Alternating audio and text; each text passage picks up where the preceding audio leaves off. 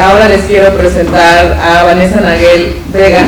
Ella es profesora, también colega de la Facultad de Arquitectura de la UNAM, y ella es doctora en arquitectura y nos va a hablar de la arquitectura fantástica de Juan Gorman en las revistas modernas de arquitectura. Gracias, Cristina. Muchas gracias a todos. Bueno, primero que nada, agradecer, por supuesto, la excelente organización. Muchas gracias, Paula.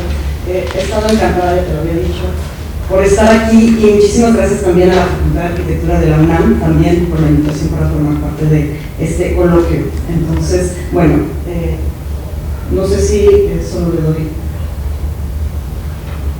Perfecto. Bueno, yo voy a hablar de la arquitectura fantástica de Juan Gorman en las revistas modernas de arquitectura, y lo primero que quiero mostrar es la parte más sencilla de esta fantasía, esta definición tan simple que tenemos de la fantasía como esta facultad que tiene el ánimo de reproducir por medio de imágenes las cosas pasadas o lejanas. Asimismo, esta cualidad de representar las cosas ideales en forma sensible y, ¿por qué no, idealizar las cosas reales? Yo creo que todos estos puntos son los que vamos a ver justo ahora expresadas en esta arquitectura de la segunda etapa productiva justamente de Juan Gorman, ¿no? Por supuesto hay antecedentes, no me voy a detener en ellos, de esta técnica constructiva en el Anahuacalli. Bueno, hay varios ejemplos y además ya los hemos visto a lo largo de estas presentaciones, estos colados que se hacen con estos mosaicos que precisamente prefiguran después la evolución y la reproducción de murales a gran escala, como hemos estado viendo, y es lo que voy justamente a tratar con imágenes del Anahuacalli. Sobre todo voy a hablar de edificios, los que más se publicaron justamente en estas revistas modernas, de las que les quiero hablar. Por supuesto, la Biblioteca Central de la Universidad, la Casa Cueva también, que acabamos de ver un poco, y un poco también, de manera muy rápida les comento, porque no se publicó tanto, pero lo que fueron las oficinas de la Secretaría de Comunicaciones y Obras Públicas, se publica primero en un número especial, regresaré a este número de la arquitectura de Ludwig, que publica en abril de 1955 todo un número especial dedicado a la nueva arquitectura mexicana o arquitectura moderna mexicana, ¿no? Entonces ahí tenemos también este centro SCOPE.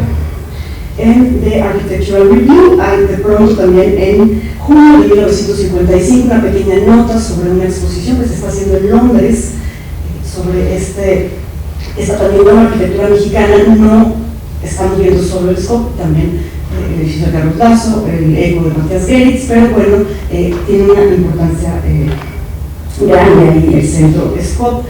Y quien sí dedica un artículo muy extenso a este edificio, los informes de la construcción, una revista española madrileña que muy técnica hasta cierto nivel, pero también a pesar de las rupturas diplomáticas, ¿no?, debido al franquismo, sí dedica mucho espacio a la arquitectura mexicana, y esto también es muy interesante en ese momento de agosto-septiembre de 1955, cuando están publicando justamente este edificio y toda su integración plástica.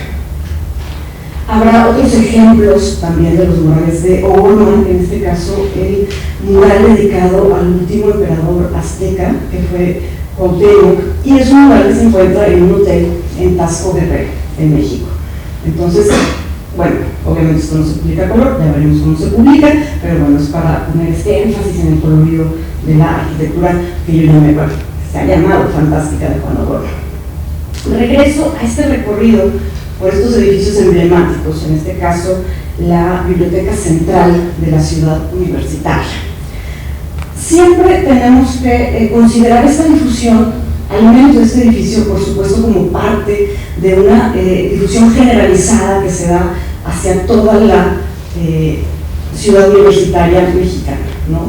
Entonces, bueno, ahorita voy a ir recorriendo muy rápidamente todos estos números y voy a ir diciendo, bueno, cuál fue la percepción justamente de este edificio emblemático de Juan Gorman.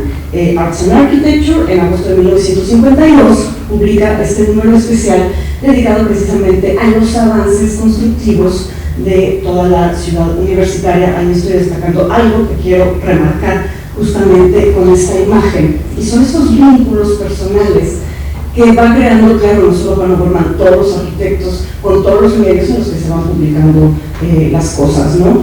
En el caso de Juan Gorman, por supuesto, fue fundamental, quiero hacer mucho énfasis en esto, Esther McCoy, quien vive unos meses en 1950 en México, entre Cuernavaca y la Ciudad de México, y es precisamente ella quien va a empezar a recopilar muchísimo material gráfico, fotográfico, va a hacer relaciones con todos los arquitectos mexicanos, y ella es la que va a promover con Jonathan Tensa, el editor entonces de Arts and Architecture, de hacer este número especial que es fundamental para la difusión de la arquitectura moderna mexicana.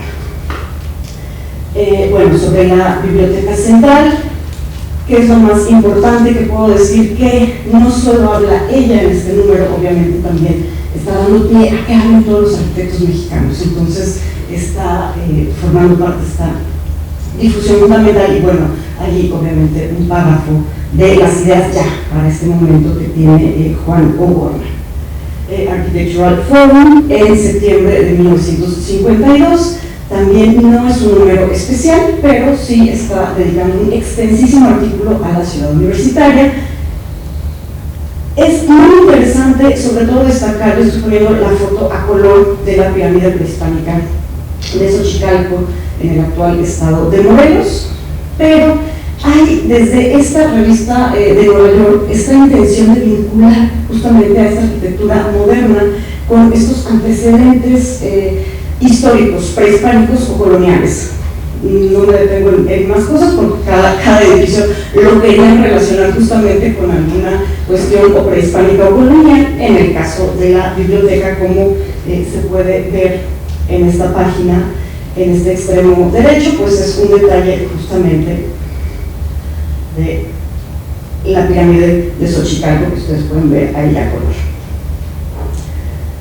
Después de que se inaugura la ciudad universitaria oficialmente, aunque las clases empiezan un poco después, pero se inaugura en octubre de 1952, van a México muchísimos arquitectos, editores, corresponsales, gente interesada en la arquitectura, en un gran congreso que se celebra ahí, y a raíz de este encuentro internacional realmente es cuando surge un auge todavía mucho más importante de la difusión de la ciudad universitaria. Entonces, en Domus, el editor Gio Ponti publica un artículo fundamental también para la ciudad universitaria, pero lo que a mí me llama más la atención, por supuesto, es que desde ese momento Gio Ponti dice: la Biblioteca Central va a ser el emblema de la ciudad universitaria de México, ¿no? Entonces, es esta, pues, por decirlo así, premonición tan obvia, ¿no? Hacia un edificio que iba a ser icónico, por supuesto, de nuestra universidad, por el trabajo que todos conocemos de Juan Gorman. Regreso a Arts and Architecture. ¿Por qué? Porque ellos solo habían publicado como los antecedentes constructivos, después quieren como completar también este recorrido y hacer otro artículo muy completo ya en septiembre de 1953, en el cual se muestra pues ya obviamente la biblioteca y los edificios terminados, porque en el número previo pues todavía no se veían en su forma final. No todo es positivo, por supuesto, hay críticas en Progressive Architecture. En noviembre de 1953, Silvio Moholy-Nagy hace una crítica pues un poco dura justamente sobre estos recubrimientos que tiene la Biblioteca Central. A muchos les gustaron, muchos otros rechazaron justamente esta exageración mexicana de recubrir tan extensa superficie con estos murales. Entonces, ¿cómo encabeza Silvio Moholy-Nagy su artículo contrastando justamente lo que sería el ideal, un edificio de corte internacional sin los recubrimientos y el resultado final que tenemos en la biblioteca? The Architectural Review, en noviembre de 1953, también publica en este caso tampoco es un número especial, pero sí le dedican la portada, que es muy interesante para las portadas de la época. Además, yo creo que pude revisar como una gran cantidad de colecciones de revistas. Esto no era normal, esta foto tan figurativa y tan llamativa de esta arquitectura para esta revista fue sobre todo muy rompedora, muy provocativa. Claro, esto no es Gorman, no es el contexto, ¿no? Es el detalle, como pueden ver, del recubrimiento de Diego Rivera en el estadio universitario. De Architectural Review manda a Thomas Sharp, quien hace un recorrido justamente por toda la ciudad universitaria, pero al final no hay una crítica realmente, no es solo como las descripciones muy funcionales de cómo sirve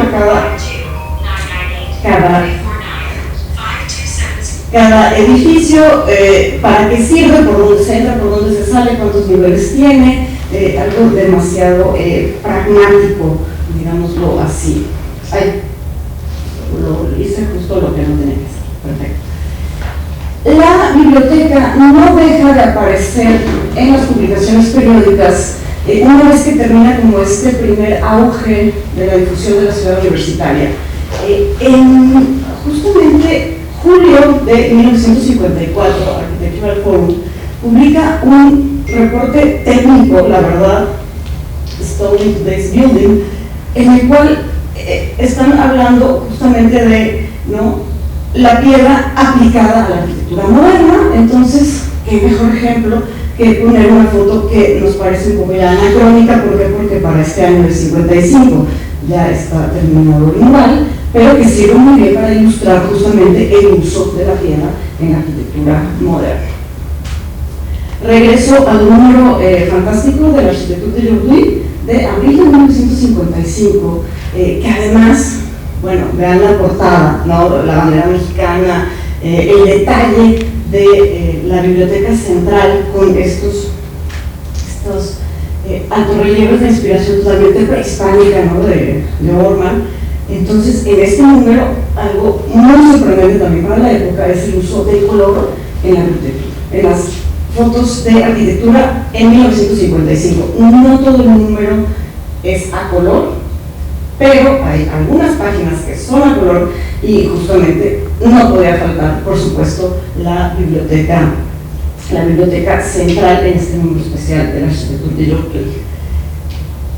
Y un poco para cerrar el tema del color y además el tema de la biblioteca en Architectural Forum en noviembre de 1955, otro artículo que habla justo del color y una página completa con la biblioteca central. Este es apenas obviamente un resumen, no son todas las apariciones de la biblioteca, pero no los quiero aburrir con el tema. Voy a cambiar al otro gran tema, ¿no?, de la difusión de Gorman, y que tiene que ver justamente con la casa cueva. Regreso también con Esther McCoy, porque ella es la que, como ya dije, está juntando todo este material y es realmente la interesada en que se dé a conocer esta arquitectura en Estados Unidos, ¿no?, que es tan notable. Este número es de agosto de 1951, Arts and Architecture, y está dedicado completamente a las viviendas, a las nuevas viviendas modernas en México. Hay algo sumamente interesante, no se alcanza a ver casi todos los encabezados: la casa de Max Cheto, la casa de Luis Barragán, los jardines del Pedregal, la casa de este arquitecto o de esta persona. En el caso de Gorman es Gorman el arquitecto. No se publica un solo plano, no se le da este énfasis a la casa moderna. ¿Por qué? Porque era tan difícil de entender y de aprender este proyecto que hace Esther McCoy. Dedica realmente su texto a hablar de Gorman como artista, no como arquitecto, ¿no? Entonces esto también me parece sumamente interesante. Sobre esta casa prácticamente todo va a haber excepciones, ahorita las pongo. Va a estar vinculado a Arts and Architecture. En marzo de 1955, los detalles de esta casa justamente de Juan Gorman en Arts and Architecture y un extenso texto que describe esta casa. Febrero de 1959, también Arts and Architecture, también McCoy, procurando todo este material que de pronto vamos a ver que ya no es nuevo. La foto no es parte de la publicación original, simplemente para que se vea mucho mejor. Insiste de nuevo en estos mosaicos de Juan Gorman y en esta parte pues, realmente mucho más artística de Juan Gorman. En julio de 1962, la arquitectura de Urbi publica un número especial sobre arquitectura fantástica, ¿no? No puede faltar de nuevo la casa de Juan Gorman. La arquitectura de Urbi, una revista fantástica, siempre trataba de publicar las plantas de los edificios y en este caso sí lo está haciendo. En octubre de 1963, en un anuario, yo la llamo revista, pero bueno, más bien era un anuario, Zodiac, es esa portada que tenemos ahí. McCoy va a México, regresa a México, hace un extenso análisis de la obra de Candela, en este momento Feliz Candela, visita muchas cosas que les podrá sorprender, pero ¿qué le interesa en este momento? Publicar de ese México revisitado a McCoy, justamente la arquitectura de la zona maya de la región del PUC, que es en la península de Yucatán y que por supuesto es fantástica también, ¿no? Entonces esto es lo que más me interesa, pero no me estoy yendo del tema obviamente de Juan Gorman. ¿Por qué? Porque publica ni siquiera son los planos finales, es un anteproyecto que ella misma tiene y lo quiere meter ahí. Claro que en su texto menciona que vuelve a ir a la casa cueva, menciona cuando ella visita esta casa cueva en 1950, cuando toma la famosa foto que después ya la pasé muy rápido, publica en 1951 y era Día de la Santa Cruz, entonces por eso tiene la cruz de madera puesta, ¿no?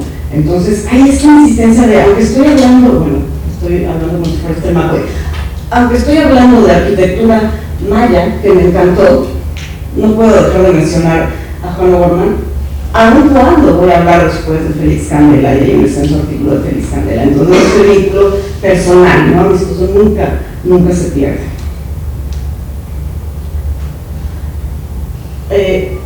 Febrero de 1964 se está organizando una gran exposición en Los Ángeles, justamente para mostrar el arte mexicano y también los mosaicos de Juan Gorman.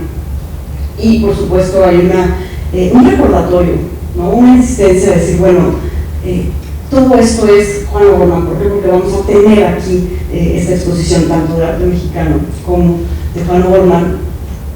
Regresamos a la imagen muy conocida de la Biblioteca Central, pero también en la parte inferior a este magnífico mural que se encuentra en Tasco, ¿no? Fechado en 1956 y firmado, ¿no? Tanto por Juan Gorman, muy interesante, como por los artesanos albañiles de la población de Tasco, ¿no? En Guerrero. Entonces a este reconocimiento también muy importante a la mano de obra.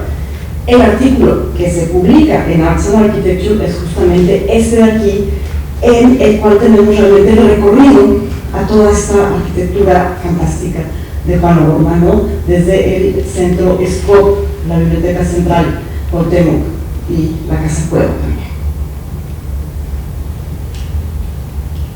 Una crítica muy interesante, Architectural Design, en febrero de 1970, Retreating to Fantasy, sobre todo lo critican muchísimo porque, como muchos otros maestros de la arquitectura moderna, había rechazado completamente el funcionalismo. Entonces, ¿por qué dejaste esto? ¿Por qué dejaste este sueño de hacer casas obreras? ¿Por qué se pasa de esto a esto? ¿Qué es lo más importante que dice esta pequeña nota de Architectural Design? Esto no se puede replicar.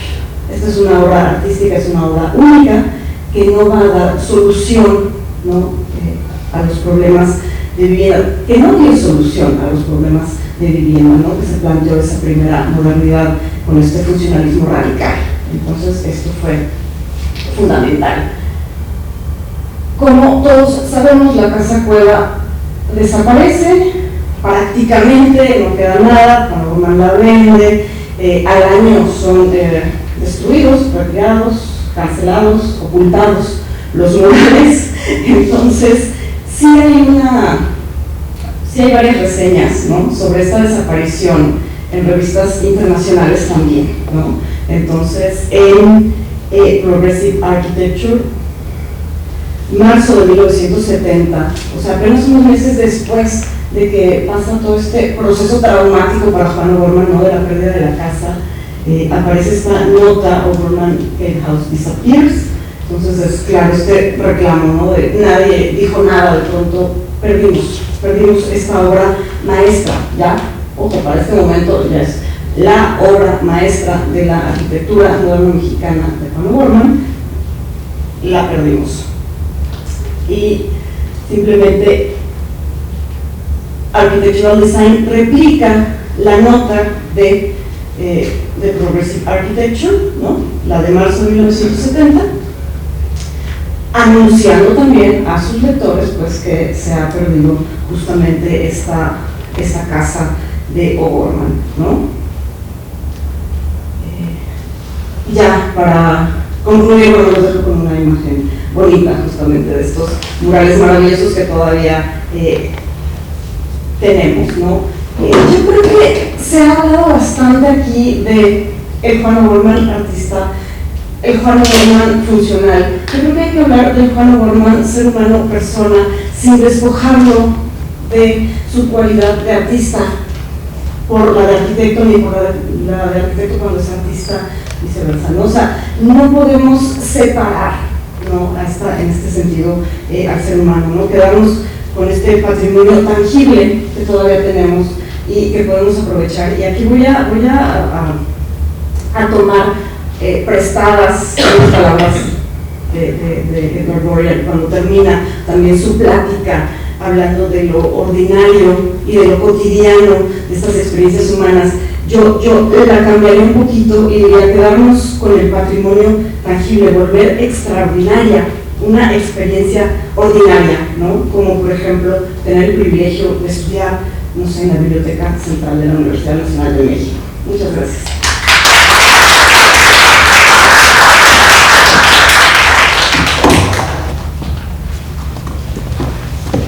O de estar aquí al lado del mural de mujer también. Sí. Bueno, a ver, Salvador, empezamos de lleno.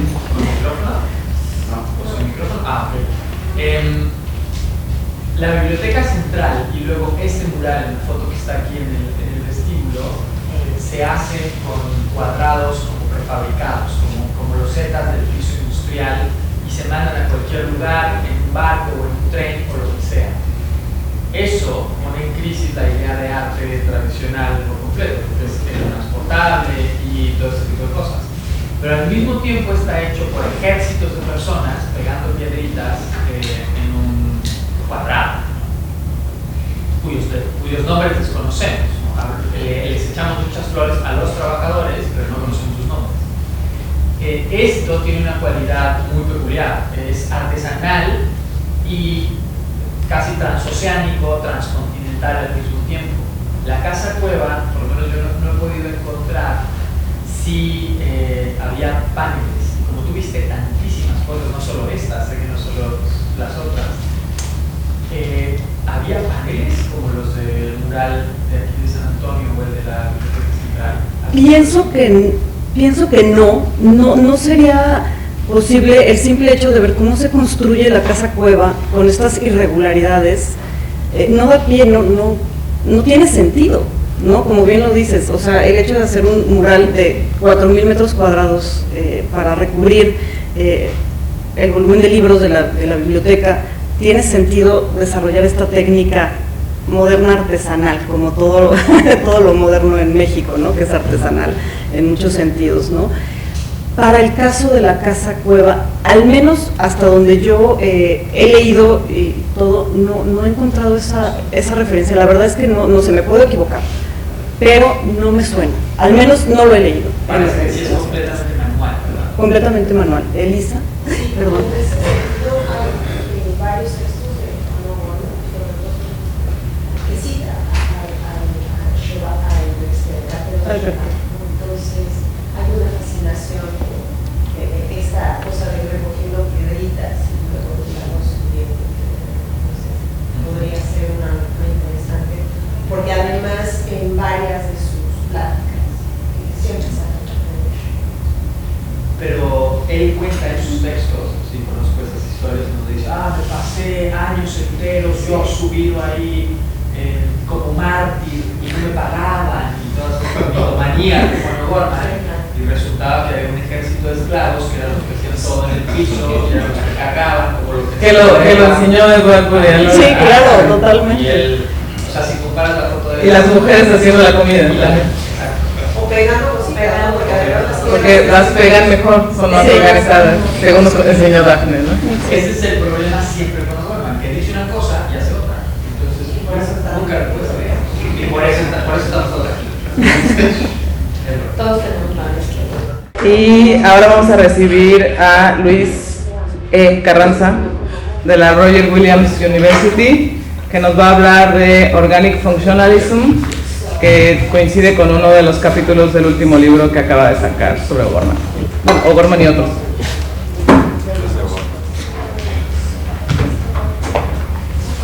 Mientras que preparo esto, muchas gracias por la invitación. Se me ocurría, no sé si es adecuado hacer esto, pero que no tenemos foto del grupo de gente que está aquí. Entonces, si no hay problema, puedo tomar una foto rápida y la ponemos como parte del evento, ¿no? Pero todos sonríen y piensan que esto ya casi se acaba. Puedes tomar una antes y otra después de tu ponencia. Sí, ok. Para ver cuánta gente queda.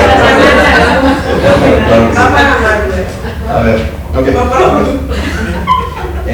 Voy a hacer la presentación en inglés.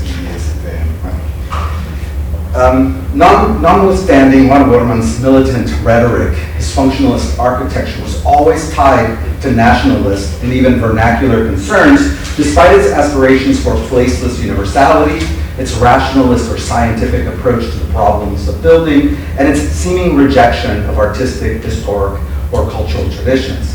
For him, functionalism sought to address the needs of the Mexican population after the revolution by building with available materials and taking into account local conditions and programmatic needs.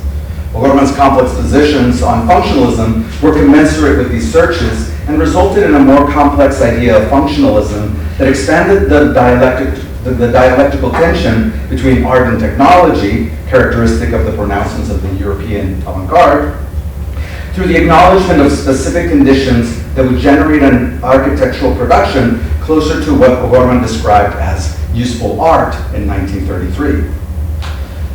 When Gorman abandoned architecture in the late 1930s for painting, he did so because the social and functionalist architecture he advocated was being corrupted by the speculative and economic interests of a bourgeoisie intent on increasing its profits with the minimal of economic investment. This was, of course, part of the very logic and social character of functionalism.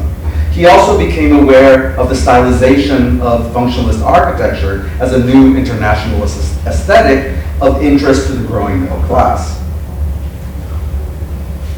By the late 1940s, however, Gorman returned wholeheartedly to architecture with the design and construction of his own house on San Jerónimo Avenue at the northern edge of El Pedregal. While the reference points and formal debts in the earlier works were to Le Corbusier, to European radical functionalists, and to Diego Rivera's theorizations of modern architecture and plastic integration, this house, as Gorman would note in his autobiography, which is a document, incidentally, that one should be critical about its veracity, the house was based on his understanding of the application of the theories of Frank Lloyd Wright to the Mexican context.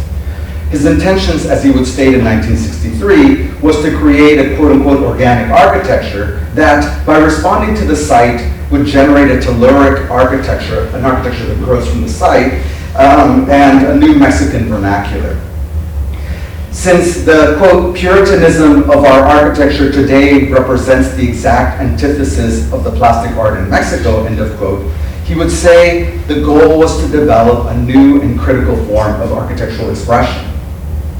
The house, according to Gorman, was a manifesto that, quote, would serve as a shout of protest in favor of a humanism within the mechanical desert of the marvelous civilization in which we live, and whose aim is to destroy all expression that has at its base the humanist nature of mankind, end of quote. In this way, the new architecture served as an attack, called a shout of protest, against the technocratic universe he advocated for earlier. The new house would be, quote, planned for regular use, not universal utility, end of quote.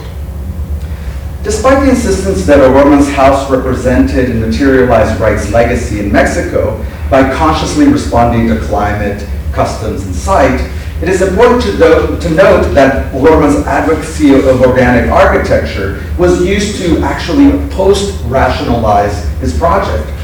This is something that architectural designers will understand. O'Gorman's early view of Wright and his work was actually not very kind. In Frank Lloyd Wright y su influencia, 1946, for instance, he defined Wright's architecture as the, quote, ultimate expression of the extreme far-right, liberal democratic American bourgeoisie, end of quote. Noting that it didn't solve the true problems of the working class because it reflected a new form of academism that avoided scientific and rational means and the use of technologies of mass reproduction. As a product of the quote-unquote artist architect, Wright's buildings were first and foremost uncommon objects of contemplation, both in their material, construction, and proposed modes of inhabitation, which he said in the end became uninhabitable.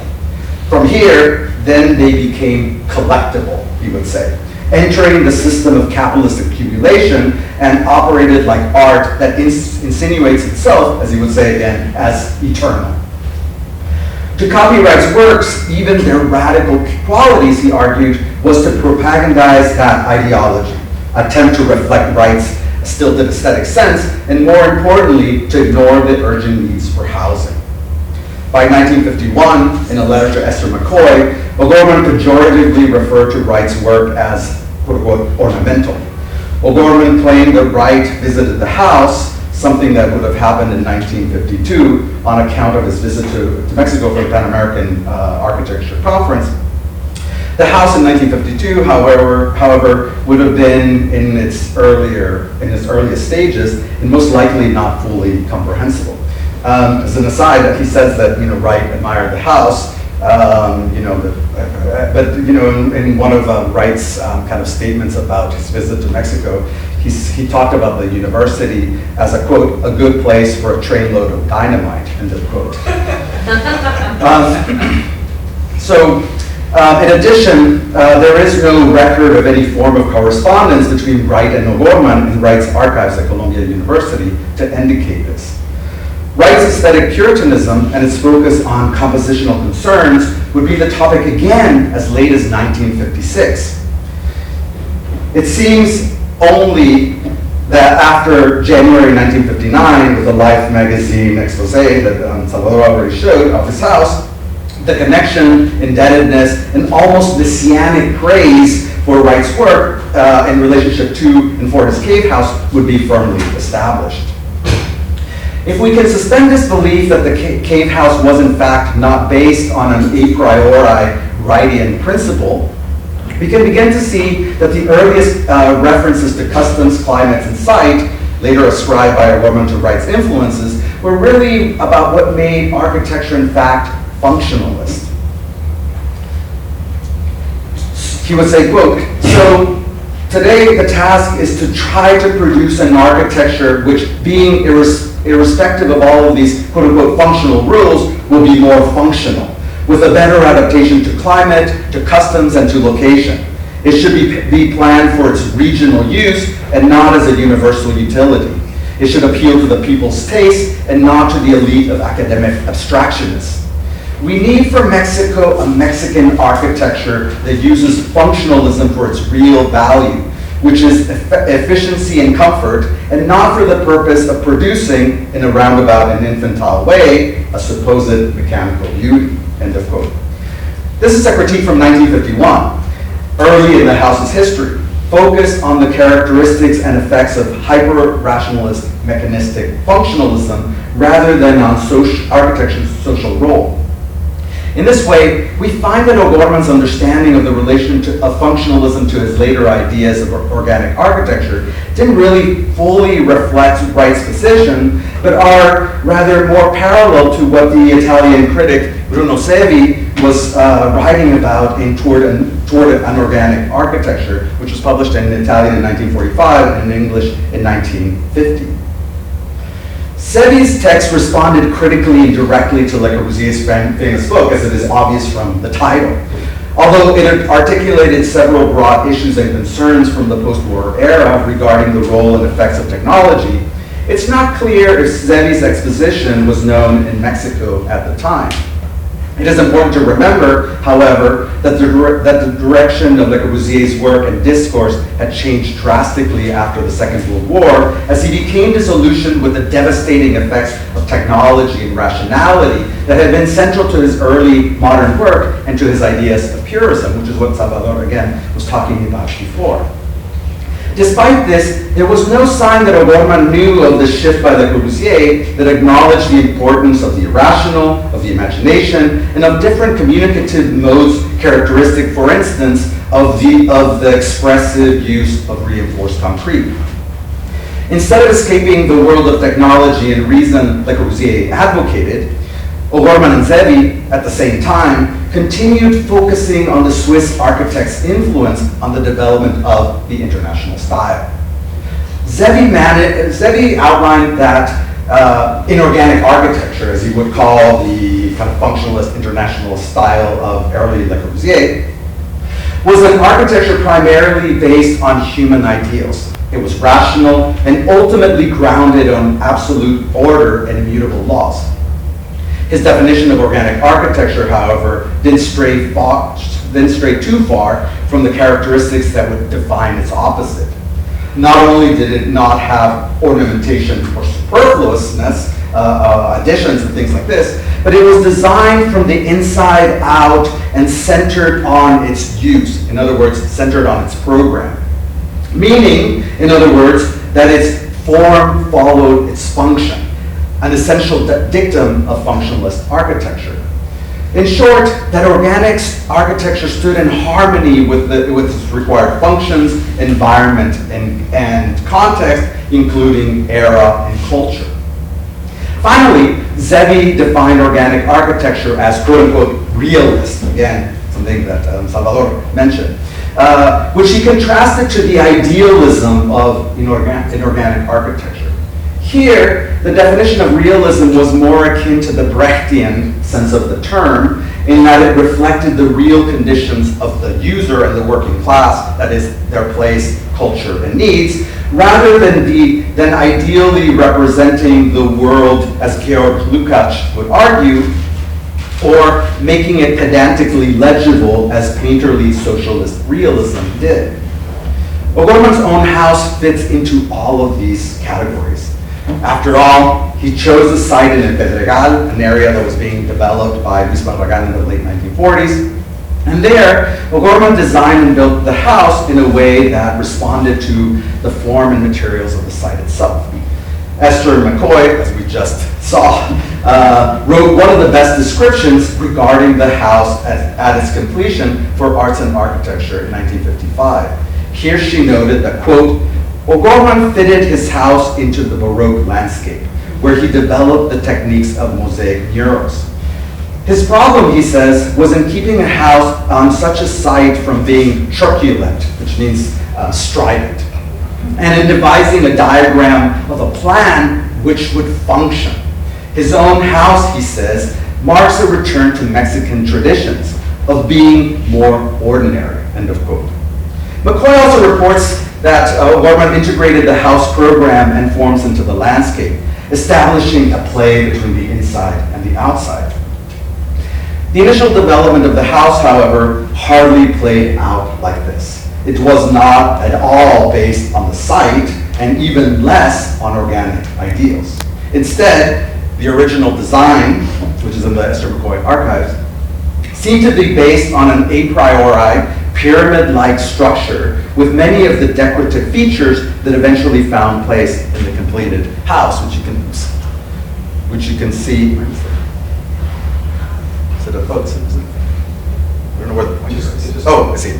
Which is, you can see like some of the elements that ultimately find themselves in the house, like the serpent, for example. This first proposal, showed a symmetrically organized plan on a flat site.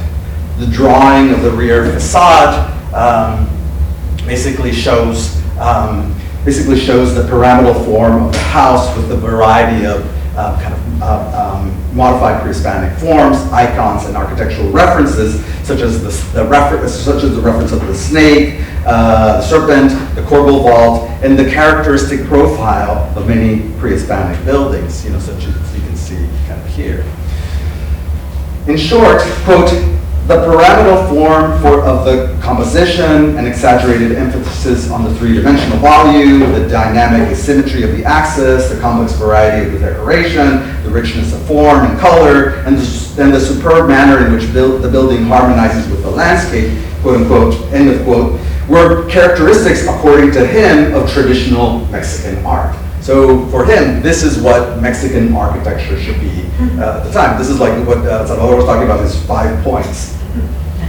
The front facade exhibited similar iconography and made, you can see it here, made references to the gardens of Bormazo, to Antoni Gaudí, to Simon Rodia's Watts Towers, and of course to the Dream Palace of French postman Ferdinand de Chaval, which were new sources of painterly and architectural inspiration for Gorman, as we have been seeing.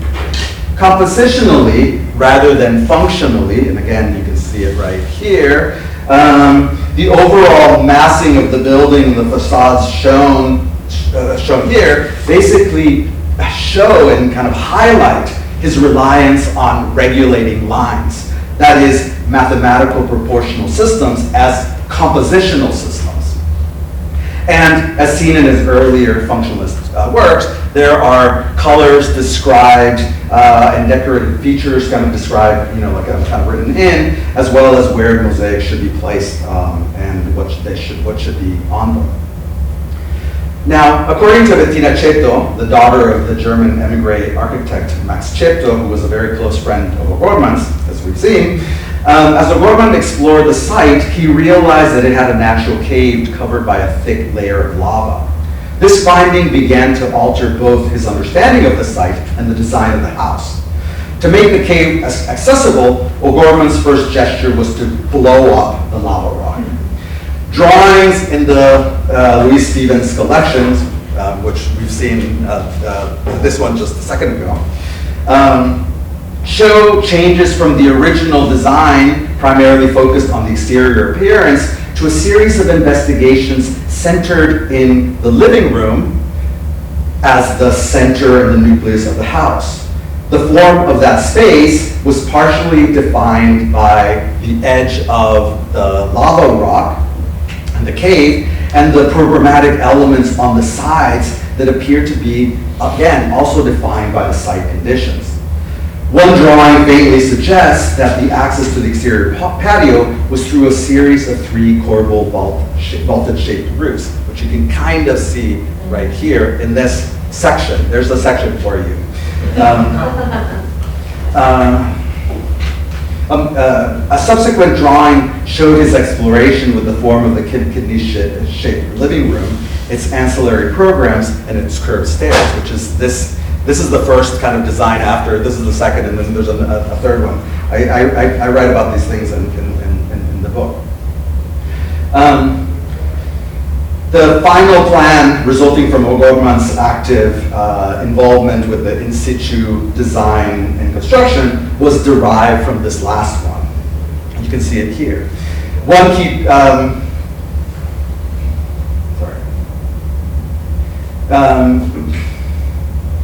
and it was addressed, and this plan actually addressed more directly the specific particularities of the site. One key difference involved the major, like 180-degree reorientation of the plan, which made its southern orientation north, that resulted from the particular conditions of the site. What this all shows, however, is that the contextual specificity of Gorman's design resulted both from an a priori idea of the site and the building's negotiation with it. Its decorative features being derived from the earlier project's formal vocabulary. The photographs of the interior, such as this one, show how the plantings by Helen Fowler, Gorman's wife, helped to blur the boundaries between the natural and the artificial.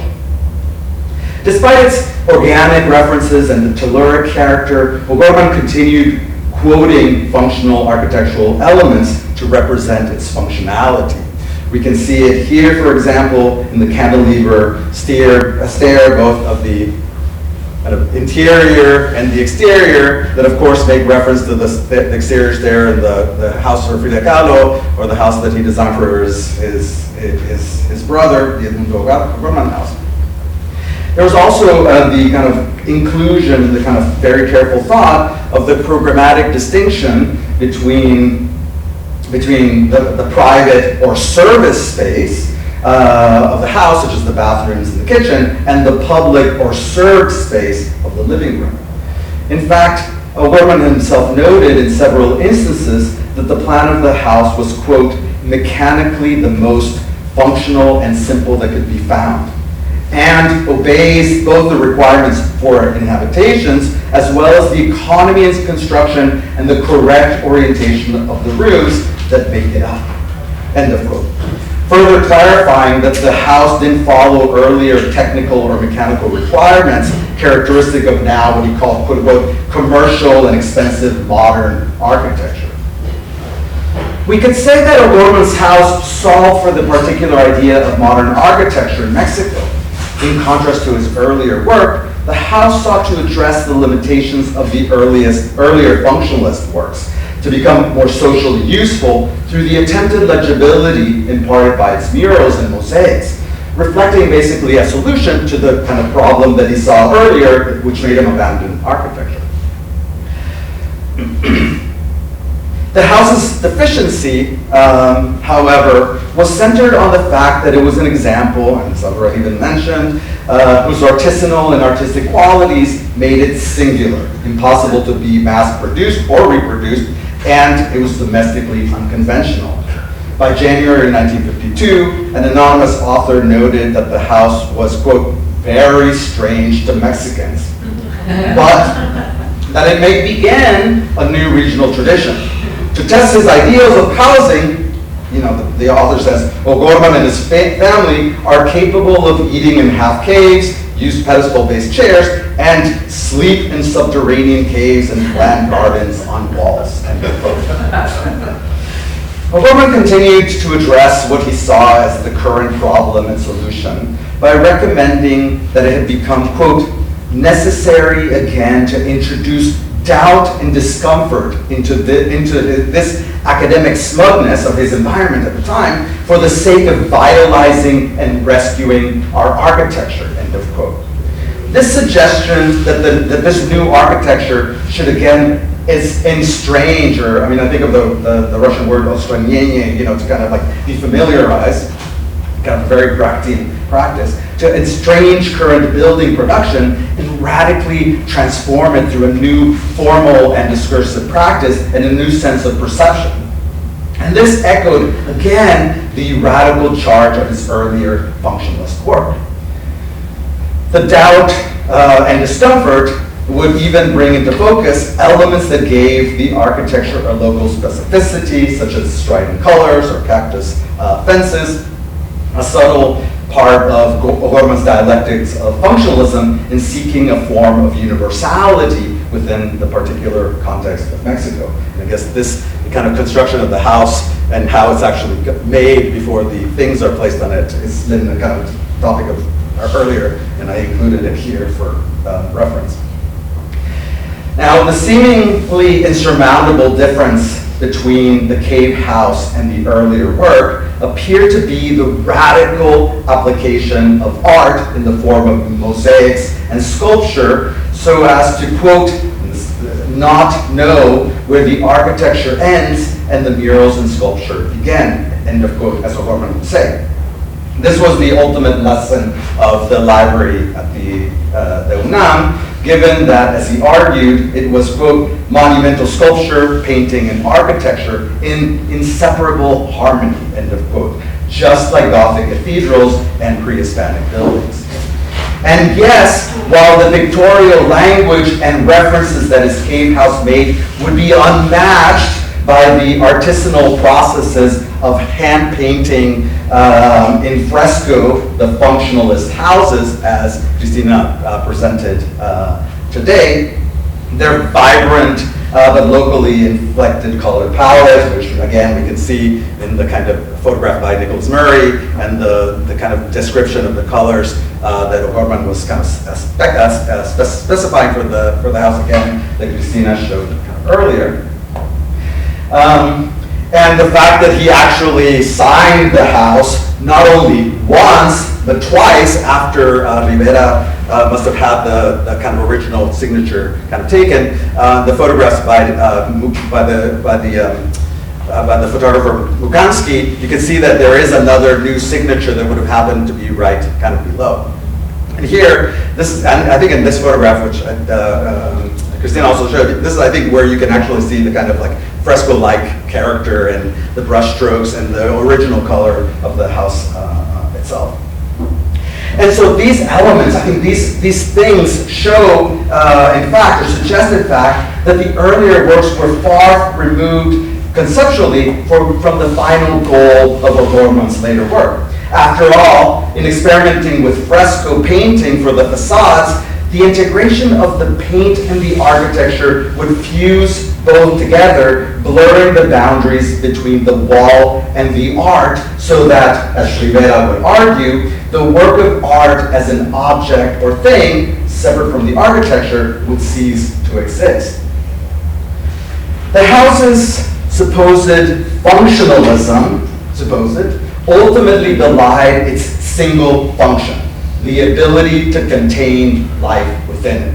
In 1969, after about 15 years of living in the house, O'Gorman sold it, according to his autobiography, to pay for his daughter's education. However, as early as October 1966, Helen Fowler was discussing problems such as the flooding of the living room during a rain, or having to inhabit damp spaces, which caused, of course, and this is well known, the O'Gorman Fowlers to have humidity-related health problems. For her, in 1966, the ultimate solution was to sell it. Exasperated, she addresses again in October 1967. At this point, however, O'Gorman was already making additions to their house in San Angel, where they were planning to move at the beginning of 1968. Moreover, the continuous interruptions by visitors interested in seeing the house was also a source of frustration for Helen. The final complaints about the house indicated that it was too big to manage, especially since they didn't have enough servants, always a problem, and that its location meant that their daughter, Bunny, was isolated from other children. By August 3rd, 1969, the family had moved to their newly renovated house. A few months later, on January 1970, O'Gorman was writing to McCoy, exasperated about the destruction by Helen Escobedo, that you see it here, what it ultimately, the original house and then what she was doing to it, what it looked like in the end.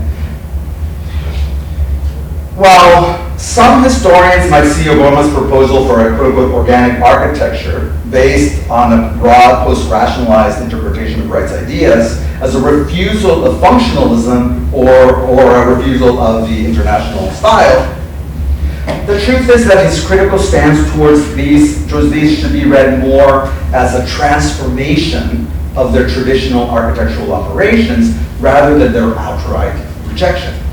In this way, we can see how, in the art of his work, how Gorman ultimately maintained the dialectical tension between functionalism and the artistic, the historically grounded and contextual, and then later, quote-unquote, organic. It also showed how he created a discourse in architectural production specific to the place, working to develop it as more than an aesthetic and visual phenomenon or theory. Thank you very much. Everybody smile again. Yes, this is what you guys look like after the presentation. Pues muchas gracias, Luis. Está muy polémico esto de llamarle funcionalista al lo orgánico. Nos encanta porque yo por lo pronto estoy harta de que los estudiantes me digan que Gorman nació Le Corbusiano y murió Wrightiano. Entonces como que estas contaminaciones de pensar al revés las cosas y funcionarlas me parecen muy emocionantes, a diferencia de lo que crees, que a mí me molesta mucho, no me molesta en lo absoluto. No sé si hay alguna pregunta para Luis Carranza. Catherine?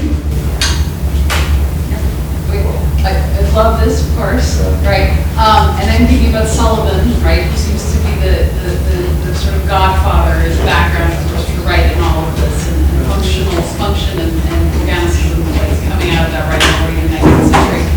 In Chicago, and of course St. Louis, but what it also makes me think about is George's talk yesterday, and if there's, I'm just like wildly sort of going here, if we should be thinking about skin, like in this really intense, more kind of provocative way, right? Because you very compellingly show that this is completely continuous, right? Mm-hmm. There's not this break, and yet, of course, they look so different, right? And that's part of why we all walk around saying, "Oh, it's so different," And never mind that, frankly, right? We probably hated these, featural things on the exterior and all that. But anyway. So the question is should we I'm just curious about skin and surface and all of that. There's a moment that in the kind of critique that Gorman makes of Wright, kind of early on, because he's writing something and McCoy is reacting to it, and of Sullivan, it's part of the critique that Gorman makes.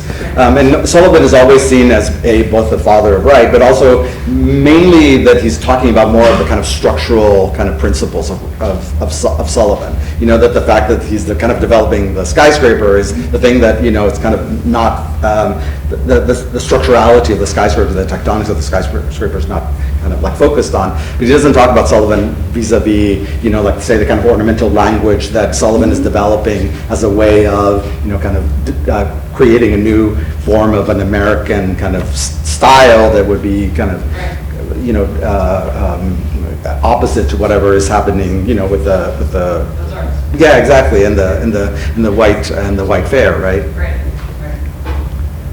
But it's of course, because everything has to do with this kind of particular dealing of the epidermis, right? And it seems to be that it becomes spectacular in the sense of the Debordian sense that it's all about surface and perception. Right. Well, and because this tension is so, I think, very strongly there in Sullivan, right? Who desperately wants this somehow to be a kind of complete statement of something, right? That is structural and visual. Yeah. Pero sí hay como en esas cartas con McCoy hay como una discusión sobre el ornamento de los norteamericanos que tienen que tener siempre estas disfraces. Habla mucho como en relación al disfraz, ¿no? O sea, que no es honesto, ¿no? Que no es honesto y que tratan de, sí, como de ponerse el disfraz adecuado para la ocasión, justo cuando estaba haciendo con un recuento, y es muy chistoso como McCoy le corrige, ¿no? Así como, creo que exactamente, voy a borrar estas 4 páginas porque no entiendes muy bien. Sí, o sea, porque dice, esos son puntos donde te van a atacar. Te van a atacar, exacto. Mejor quédate en México y no toques lo demás. Perdón, primero levantó la mano Oscar. I have a simple question, but simple. Do you know how many square feet in total inside of the house? No, I actually don't. I mean, I have the number somewhere, but it's one of those numbers that like I saw and I never registered and. I mean, it's a huge place. It's actually not that big. No. No. I mean, I can put the plan back. Wait, I can put the plan back up. Seguro Iván Arellano tiene. The final plan, which is that one, and you can see, I mean, like relative to the size of the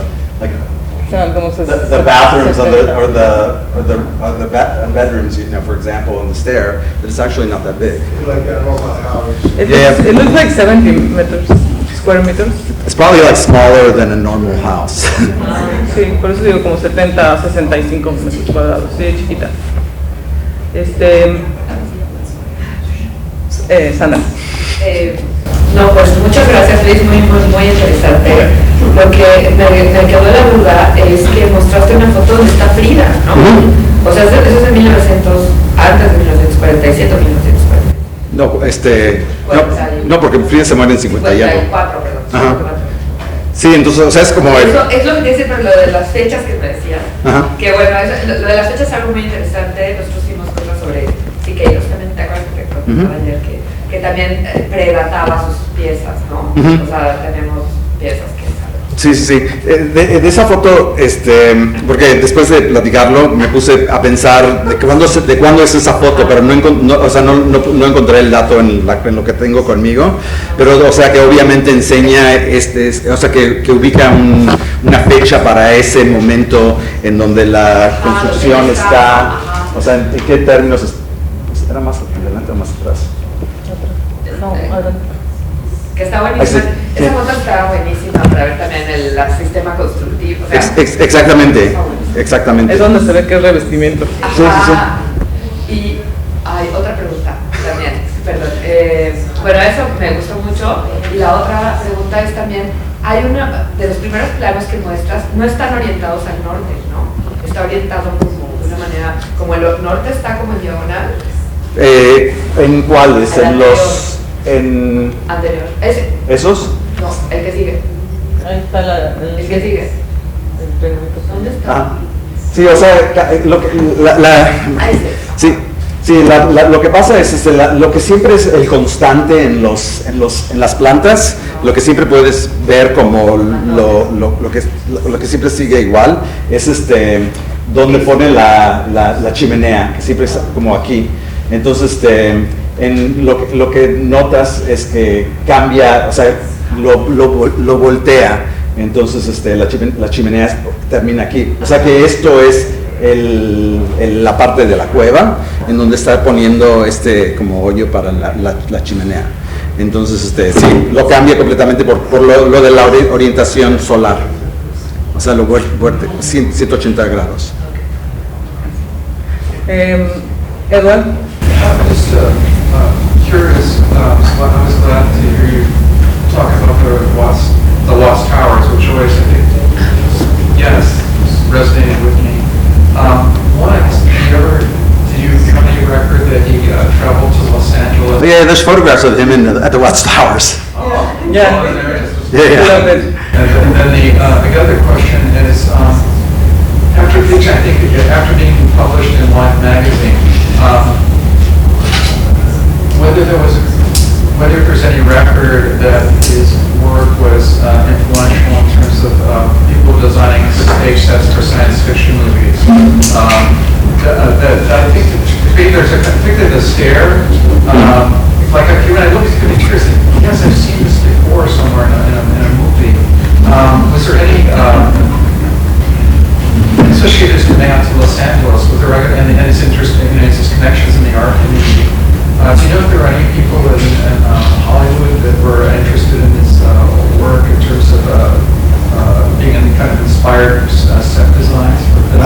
From this, no, I actually don't. I mean, I don't know like whether, I mean, I don't know if this was published because as Salvador was suggesting, this basically it's a kind of an expose on important architects such as Mies. I think the one that follows is Oscar Niemeyer and Oscar Niemeyer's house. I don't remember what the other ones are and I don't know if it's published because of, I mean, look at the title, Mosaic Mad Grotto, so it's like really about like, okay, this is a kind of a crazy thing and we should publish it because it's either weird or kind of unconventional. I don't know if it's actually like a serious thing or it's just a kind of, what are these people doing kind of position. So I don't know necessarily in North America, what would have been the kind of mediatic influence of this. I mean, it seems like if he had done this maybe, before the 1920s, and we could see of course, all the expressionist films like by, with the sets of Polzig and, all of these people.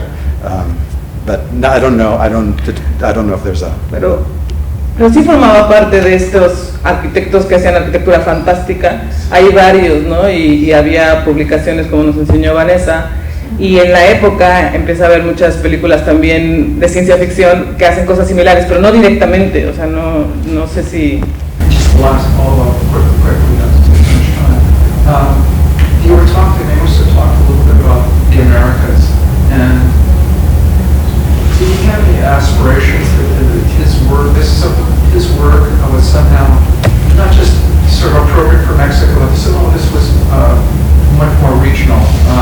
Is this appropriate for the Southwest, or a place of a warmer climate? This might be this is a kind of way that, I don't know, maybe we should think about living.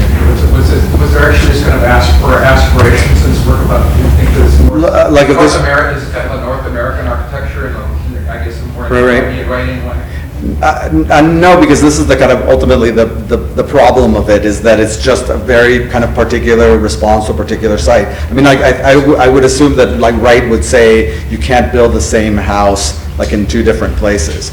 The person who might that actually kind of works to break that, to break that problem, thinking about cave houses would be somebody like Carlos Lasso, who's, where the cave houses become a little bit more kind of abstract, they become kind of more open-ended, they don't become so kind of specific to a particular aesthetic, for example, they don't have necessarily, this kind of decorative kind of function, they're not kind of trying to solve this problem, which incidentally is a perennial problem since the beginning of the avant-garde. I mean, this idea of the disillusion between the boundaries between the wall and the art. I mean, this is what Pete Mondrian was talking about, kind of like in the, like kind of early on. I don't know. It's just the last point.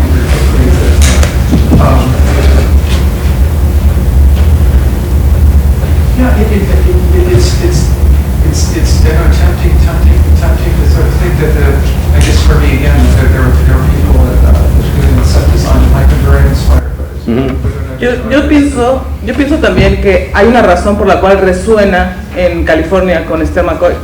Well, no, excuse me. When I was talking about you must have admired the Wright-in house that has the berm and the big circular tower. Did you specifically admire that house? Do you know what I'm referring to? Yeah, no. I mean, Lasso did. Yes. But like I believe that when he's doing this, he doesn't really think that Wright is the right reference. No pun intended. And so it is basically, it's like he's post-rationalizing Wright into the conversation, because he actually finds it incredibly problematic. I mean, depending on when you think that he begins to think about the kind of this problem of the cave house. I mean, some people kind of say that it might be like kind of like post-1945, like 1946 or 1947. I mean, this is the moment where he's the harshest critic of Wright, but he's always kind of critical of Wright until the point that he loves him. So, which, and I don't know what the shift is, and again, I don't know necessarily what Wright I mean, if Wright had seen this, I don't know what he would have said, but Wright's position, as I said, about the university, and of course, he probably also meant the library, which he designed, would have been like, oh, bring the truckload of dynamite. The only thing that Wright liked about the university was the frontones de Aray. Yo solo estaba pensando en que el que estaba pensando en cómo habitar la roca era Neutra. Neutra estaba escribiendo que había que aprender a habitar en la roca, ¿no? Entonces yo creo que también ahí hay una conexión. ¿Salvador? ¿Ya no? Juan, sí te vi, pero es que... Lo que estaba pensando es que quien acuñó el término función en la arquitectura fue Carlo Dodoli, un monje veneciano del siglo XVII. No escribió nada, pero sus alumnos transcribieron todas sus lecciones. Y el lema era: todo lo que funciona en un edificio debe ser representado. Y además, el resultado es la arquitectura orgánica. Él acuñó también el término arquitectura orgánica. Es como un teléfono descompuesto que va de Dodoli a Garotti, a Milicia, a Semper, a Grino, a Sullivan, a Wright, y termina siendo la forma así de la función, cuando en realidad son dos cosas juntas. Y es una noción de función que es representación, como en el teatro, ficción. Entonces se me hace interesante porque el título es eso, ¿no? Organic Functionalism. Y yo creo que ahí en Rodolí hay algo muy interesante que explorar. Una pregunta. Perdón, primero va Albert y luego... Rolling around in my head for a couple of times just while this talk of subterranean dwelling, and given Gorman's fascination with the atom, with the atomic age, it appears in Ciudad Universitaria, it's present here, for example. You bring in Carlos Lazo's, cave dwellings, atómicas as well, where we know in his work he was thinking of, there is shelter underground, right? How much was a Gorman's cave house also a response to the atomic anxieties of the age? Does he say anything specifically? I haven't found that he responds in the same way as Lazo. As we know, Lazo was incredibly paranoid about. I mean, he thought that there was going to be a nuclear attack on Mexico, right. And so then the cave houses were aerial shelters, or he describes something like this. And I mean, as you know, throughout the archives, there's always kind of things thinking about atomic war, and and What would you say is worried about prior to the Second World War? When he's thinking of having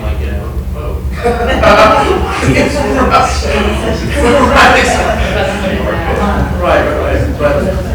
Yeah, no, I haven't found anything that would, but again, given, if you think about the process of the design, he had the site, and, he would have built that one, a Nahuacali-esque looking building had he not found the cave, and so it's the cave, the opening of that ground that starts to change how he thinks about it, and then the kind of negotiations of how do I transform this flat thing with all of the pieces that are important to me because of the kind of what I believe Mexican art to be, and kind of fit them into this particular context. So he's not. I don't think he's thinking about it in the same way as Lazo. Although, it's kind of interesting to see that either Lazo, loves Gorman, or Gorman loves Lazo in some moment, because they both, one of them says, oh, this person's doing these cave houses, and these are the future of Mexican architecture. I can't remember who says it about who, but it's one of them about the other. Well, Rivera also opines though on this. I know Rivera opines on Lazo's cave houses as well. I'm not sure if he opines on a Gorman's houses in the same way. I would think it is. No, he doesn't. It's a shame. It'd be nice to see what he opines on both of them, really. Yeah. Yes. Pues nada más me quedé con la duda si a Gorman no le gustaba Wright o a Wright no le gustaba a Gorman. ¿Cómo estaba Yo creo que son las... Porque también Wright tiene lo del Mayan revival, ¿no? Y es algo también muy orientado a hacer ese tipo de cosas. Pero la cosa la cosa con Wright y su interés en la arquitectura americana, como lo llama, es que no está corrompida, corrupta no está corrupta por la colonia, que es como la arquitectura original, pero sí, exactamente pura, y lo que Wright siempre dice es que no la copia, o sea, que está inspirado por la arquitectura original de América, pero no, o sea, él nunca diría que es un Maya revivalist. Sí, bueno, así le llaman, porque en Los Ángeles está lleno de... Sí, pero son casas que no son, o sea, no es solo la decoración, ¿no? Sino que va la estructura y eso. Sí. O sea, porque el bloque que usa es como un proyecto que tiene que ver con construcción y estética y espacial y todo esto, pero que se lee de esa manera. Elisa.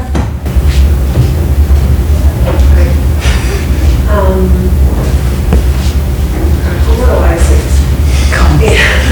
¿Alguien por favor que diga algo? No, es que Sí, por favor. me echó a hablar un montón de cosas que me hubiera gustado.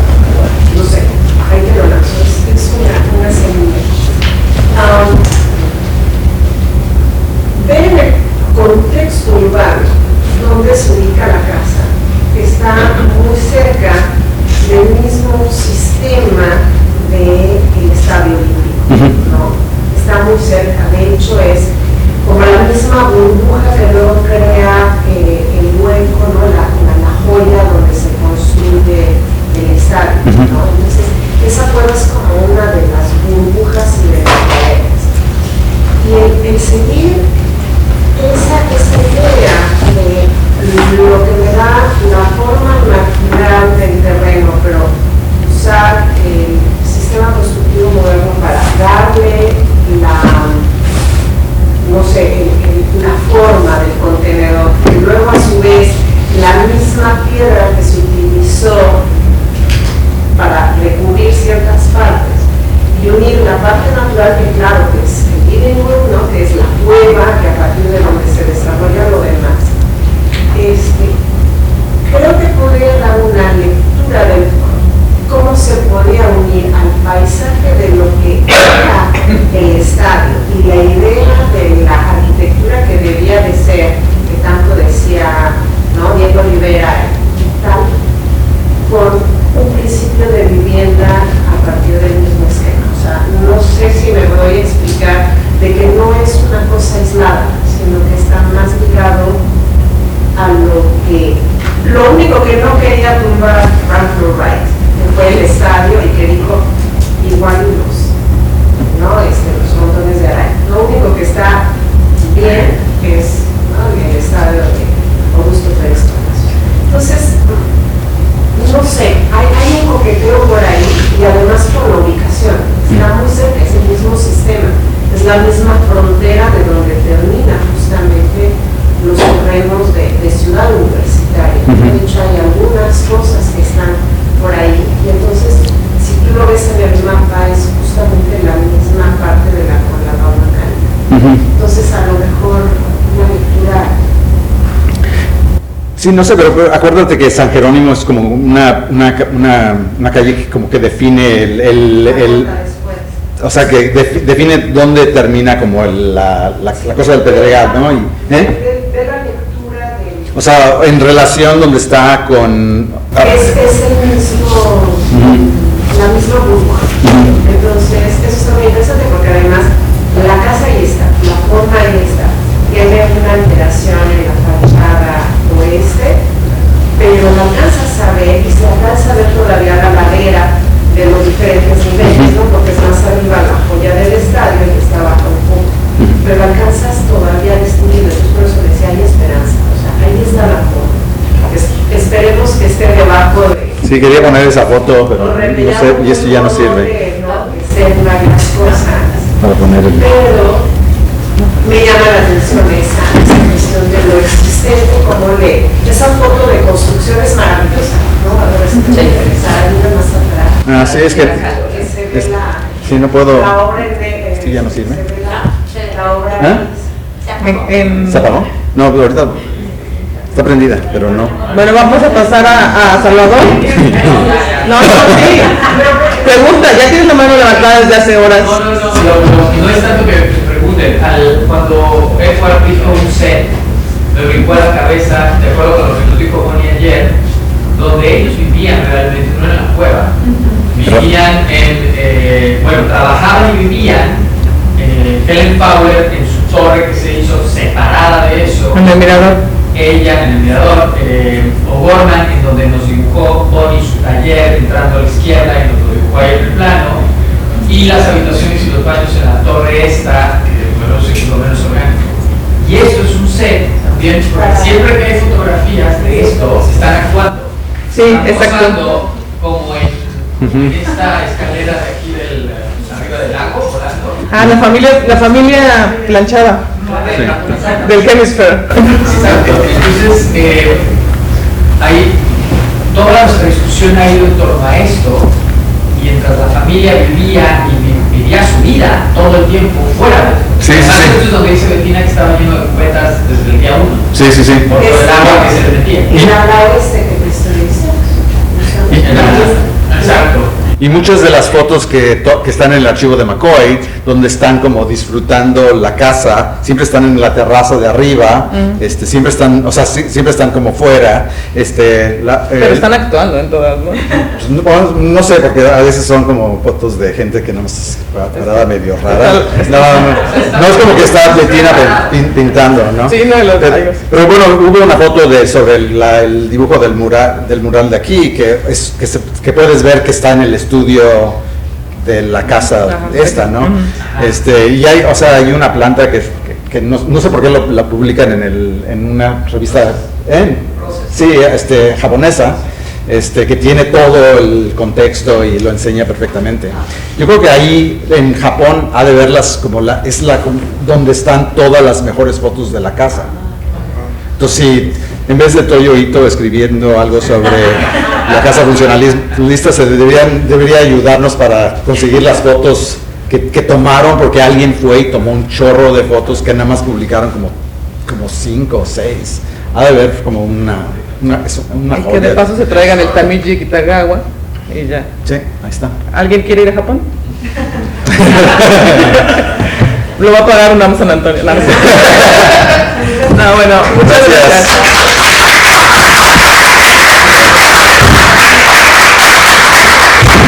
Bueno, pues muchísimas gracias, no queremos ya seguir retrasando.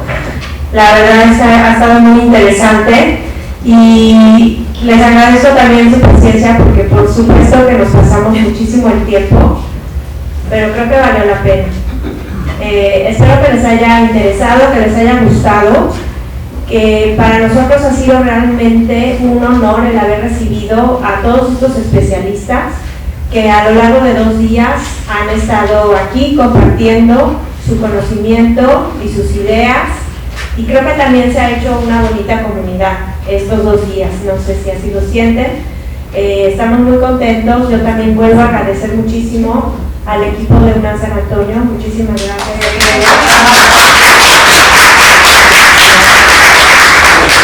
A Lucía, a Naín, a Orlando y a todos los que han estado aquí, a Jaime, aquí no lo veo, pero ha estado aquí. Perdón, perdón, a Miguel, muchas gracias. Y también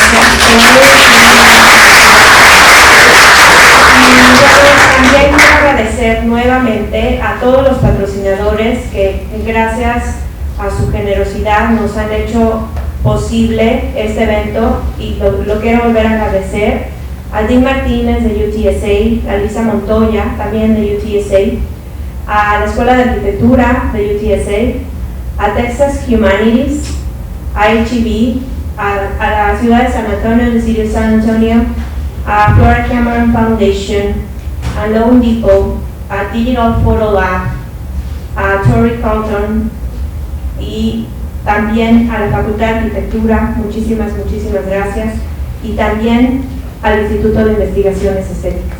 Muchas gracias, Y bueno, pues con estas palabras quiero dar por clausurado este interesante coloquio internacional. A lo largo de 2 días ha sido algo realmente muy enriquecedor. Como les hemos comentado, hemos estado grabando este evento. No vamos a clausurar absolutamente nada, vamos solamente a hacer una edición para que quede algo muy profesional y que pueda ser consultado por todos y todas. Entonces va a estar listo muy pronto y pues ahora queremos pasar a entregar los reconocimientos de los y las participantes y queremos también pedirles si al final aquí aquí afuera del hall nos podemos tomar una foto con todos los ponentes, porque no sé si aquí arriba no se va a poder por la mesa. Entonces pues los vamos a mencionar. Nuevamente, muchísimas gracias. Elisa Grano.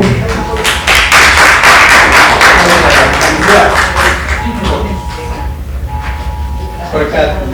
Mira, de este lado es el spot, por eso prendimos la luz para que salga la foto bien. Adelante. Graduación.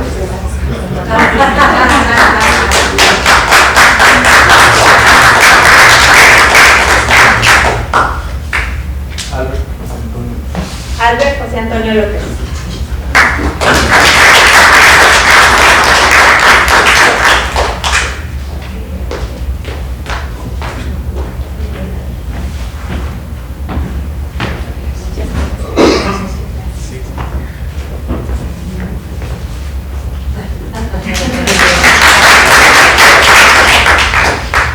Dafne Cruz Porchino. Dafne. Lucía, más cerca. Dafne Cruz.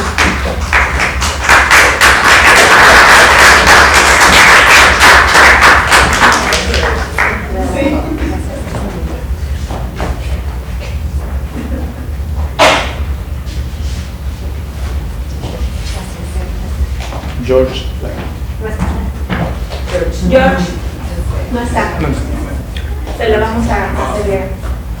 Sandra Cetina. Sandra Cetina.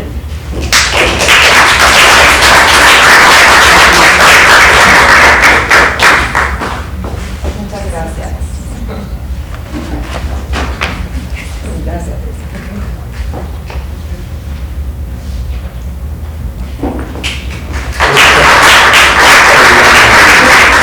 Oscar Aguilar.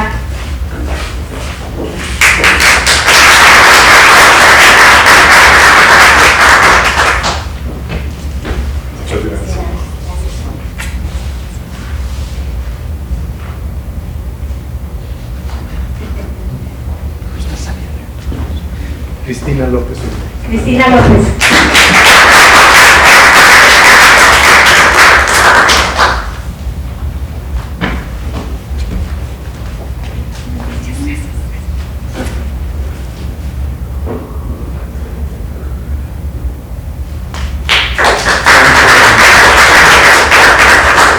Juan Heredia.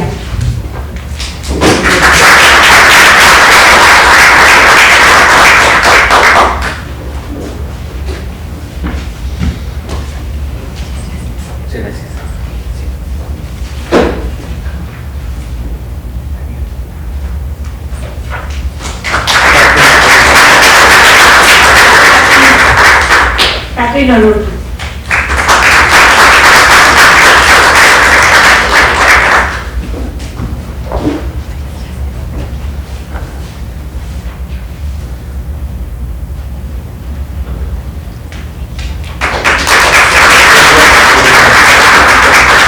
Edward Vivian.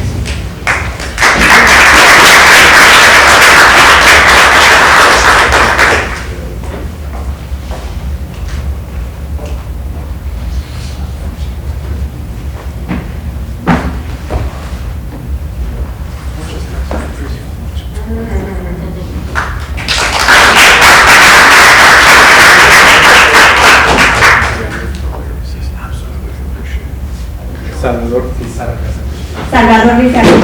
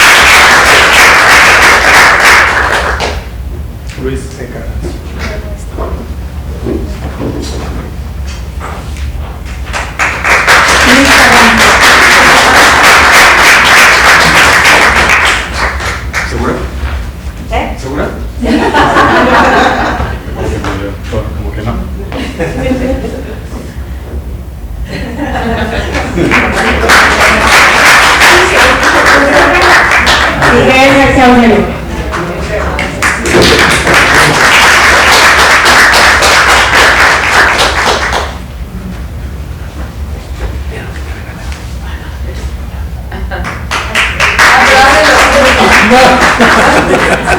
Es que me escribieron mal el apellido. No vas a esperar hasta que llegue. Bueno, entonces, este coloquio Tiempo y Memoria ha llegado a su fin. Esa es la clausura de este coloquio. Muchísimas gracias.